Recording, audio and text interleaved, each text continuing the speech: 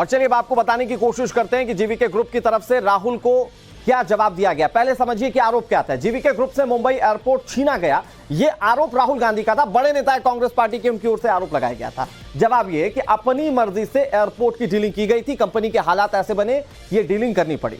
आरोप राहुल गांधी ने लगाया कि सीबीआई ईडी का डर दिखाकर आरोप लगाया गया था, दबाव बनाया गया। तब सोचिए इतना गंभीर आरोप था, लेकिन कंपनी कह रही है कि किसी भी तरफ से कोई भी दबाव नहीं था, कोई डर नहीं था सीबीआई और ईडी का। ये जो एयरपोर्ट बेचना पड़ा अडानी ग्रुप को, ये दरअसल वहां के सर्कमस्टेंसेस थे जिसके चलते कदम उठाना पड़ा जीवीके को। आगे आरोप यह लगाया गया कि अडानी ग्रुप को सौंपने को मजबूर किया गया। जवाब यह दिया गया कि मर्जी से यह डील की गई, पैसों की जरूरत थी, इसके चलते यह डील की गई है। अब राहुल गांधी जो आरोप लगा रहे हैं, क्या उन आरोपों में कोई तथ्यता है? सवाल बड़ा है। और इन आरोपों पर जवाब मिलने के बाद कांग्रेस पार्टी का स्टैंड क्या होता है, क्या कहा संजय रेड्डी ने, वो आपको बताते हैं, जो कि वाइस चेयरमैन है जीवीके ग्रुप के। उन्होंने कहा कि अडानी ग्रुप या किसी और को की ओर से कोई दबाव नहीं था। डील से 1 साल पहले निवेश की तलाश कर रहे थे, यानी कि निवेशकों की तलाश कर रहे थे। बेंगलुरु एयरपोर्ट के लिए लिया गया कर्ज हम पर बकाया था, यह बात कही गई है संजय रेड्डी की ओर से। उन्होंने कहा कि हमें बकाया कर्ज को जल्द से जल्द चुकाना था, इसके चलते यह डील हमें करनी पड़ी। यानी कि राहुल के एक आरोप जो थे वो तो कम से कम खारिज होते हुए नजर आ रहे हैं। उन्होंने ये कहा कि हम निवेशकों या साझेदारों की तलाश में थे, ये संजय रेड्डी कह रहे हैं। 3 निवेशक कंपनी पर पैसा लगाने को तैयार थे, ये जीवीके ग्रुप की ओर से कहा गया है। और उसके बाद ये डीलिंग हुई है जब अडानी को ये मुंबई का एयरपोर्ट दिया गया। निवेशकों की शर्तों की वजह से बात नहीं बन पाई। 3 निवेशक थे, जो डीलिंग की शर्त थी वो नई बात बन पा रही थी उस पर। डील आगे बढ़ने से पहले कोविड आ चुका था। 3 महीने तक हवाई अड्डे का कारोबार पूरी तरह से ठप रहा। हमारी कंपनी का रेवेन्यू 0 पर आ चुका था। संजय रेड्डी ने अपनी माली हालत के बारे में जानकारी दी। फिर उन्होंने कहा कि गौतम अडानी ने डील के लिए अपना इंटरेस्ट दिखाया था। अडानी ने कहा कि उनके एयरपोर्ट में बहुत रुचि है। फिर उसके बाद अडानी ग्रुप ने पूछा कि क्या जीवीके डील को तैयार है, यह संजय रेड्डी बता रहे हैं। उन्होंने कहा कि अडानी ग्रुप 1 महीने में पूरी प्रक्रिया को तैयार थे, यानी कि पूरा पैसा देने को तैयार थे। हमारी कंपनी के लिए यह डील काफी जरूरी थी, यह संजय रेड्डी ने बताया है। यानी कि माली हालात खराब होने के चलते मुंबई एयरपोर्ट को लेकर वो डीलिंग की गई थी। अब चलिए आपको राहुल गांधी का वो बयान सुनवाते हैं जिसमें उन्होंने जीवीके ग्रुप पर दबाव बनाकर उससे एयरपोर्ट अडानी को देने का आरोप लगाया था। रूल बदला गया और अडानी जी को 6 एयरपोर्ट्स दिए गए। उसके बाद India's most strategic profitable airport, Mumbai airport, was taken away by GVK, hijacked by using the agencies. The agencies को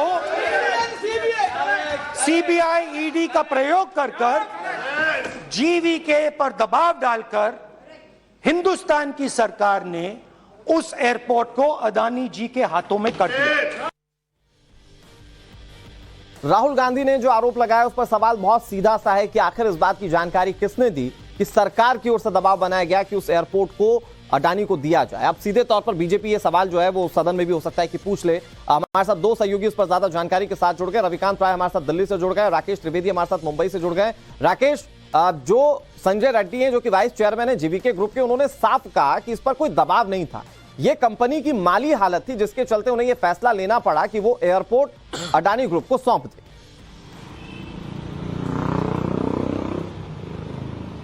जी बिल्कुल, जो जीवीके के वाइस चेयरमैन है संजय रेड्डी, जब उनसे ये भी पूछा गया कि राहुल गांधी ने जो पार्लियामेंट में बयान दिया इस पर आपका क्या कहना है, उन्होंने साफ तौर पर कहा कि मैं इस राजनीति में नहीं घुसना चाहता हूं, लेकिन ये बात जरूर साफ करना चाहता हूं कि अगर ये राजनीति हो गई है तो ये नहीं होनी चाहिए। जबकि हकीकत ये है कि हमने 10 साल पहले कर्जा लिया था और वो कर्जे को चुकाने की जो मियाद है वो खत्म हो गई थी और हमने कई सारा जो इन्वेस्टमेंट है अलग अलग बिजनेस में किया, इसीलिए हमारी जो माली हालत है वो थोड़ी सी कमजोर थी। हम चाहते थे कि हम फंड रेज करें और उसी टाइम गौतम अडानी जो कि संजय रेड्डी के पुराने परिचित हैं, उन्होंने एक ऑफर दिया कि हम 1 महीने में जो है आपको फंड रेज करके दे सकते हैं और इसीलिए उन्होंने जो है बाकी इन्वेस्टर्स के बजाय गौतम अडानी उनकी कंपनी को उन्होंने प्रेफरेंस दिया, प्रायोरिटी दी और इस वजह से ये डील हुई। तो ये खुलासा जो है खुद जीवीके की तरफ से अब किया जा रहा है और ये बताया जा रहा है कि जो बयान राहुल गांधी ने जो दिया है पार्लियामेंट में वो बयान तथ्यहीन है, वो बयान बिल्कुल भी सही नहीं है, गलत नहीं। तो एक बार फिर से राहुल गांधी के जो बयान है उसको लेकर के राजनीति अब गर्मा गई है। कई बार ये सवाल उठाए गए कि उनके जो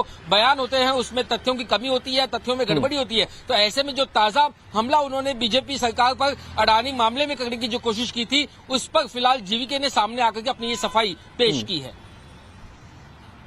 ठीक है राकेश, आप बने रहिए हमारे साथ। रविकांत भी हमारे साथ जुड़े हुए हैं। रविकांत, सवाल बार बार भारतीय जनता पार्टी पूछ रही है कि जो आप आरोप लगा रहे हैं आप उस पर कोई सत्यता तो दीजिए, यानी कि कोई सबूत तो दीजिए आप।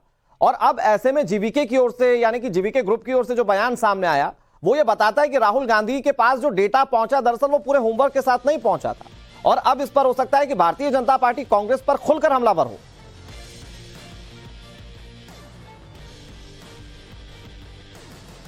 देखिए, आज खुद प्रधानमंत्री इन सभी सवालों का जवाब देंगे। लगभग 4:30 बजे से 5 बजे के बीच में वो लोकसभा में बोलने वाले हैं। इस वक्त अनुराग, मैं निशिकांत दुबे के आवास पर मौजूद हूं और उन्होंने लोकसभा स्पीकर ओम बिरला को एक खत लिखा है जिसमें राहुल गांधी के अगेंस्ट में प्रिविलेज मोशन लाने की बात कही गई है। जिस एजेंसी का मिसयूज करके एयरपोर्ट लेने की बात राहुल गांधी ने अपने स्टेटमेंट में लोकसभा के अंदर कही, वही कंपनी सामने आती है और उन्होंने कहा कि हम पर किसी भी प्रकार का कोई दबाव नहीं था, ना तो एजेंसी की तरफ से, ना ही गौतम अडानी की तरफ से, ना ही सरकार की तरफ से। हमने अपनी कंपनी की वित्तीय स्थिति को देखते हुए ये फैसला लिया। ऐसे में राहुल गांधी का ये बयान जो है वो तथ्यविहीन साबित हुआ है, फैक्ट के आधार पर सही नहीं पाया गया है। और सदन का ये नियम है कि आप अगर कोई भी माननीय सांसद सदन के अंदर, सदन के पटल पर कोई भी बात रखता है तो उसकी फैक्ट चेक की जिम्मेदारी जो है उसके पास होती है। ऐसे में प्रधानमंत्री के ऊपर इतना सीरियस एलिगेशन लगाना और वो भी बिना तथ्यों के आधार पर, राहुल गांधी की मुश्किलें बढ़ सकती हैं। अगर ये जो विशेषाधिकार हनन का प्रस्ताव जो है उनके अगेंस्ट में लाया जाता है और उसको लोकसभा स्पीकर स्वीकार कर लेते हैं तो ऐसे में प्रावधान है कि किसी भी सांसद यानी उसकी सदस्यता भी खतरे में आ सकती है। अब राहुल गांधी ने कल, आपने ध्यान से सुना होगा तो राहुल गांधी ने कहा कि हम सारे सबूत दे देंगे, फैक्ट मेरे पास हैं, सारे दस्तावेज हमारे पास हैं। राहुल गांधी को स्टेटमेंट दिए कई घंटे बीत चुके हैं कांग्रेस पार्टी की तरफ से, राहुल गांधी की ऐसे में रविकांत बहुत अहम हो जाता है कि सदन की कार्यवाही क्या रहती है और प्रधानमंत्री नरेंद्र मोदी का वो वक्तव्य जिसका इंतजार शायद पूरा देश कर रहा हो, जो आरोप लगाए गए उसके बाद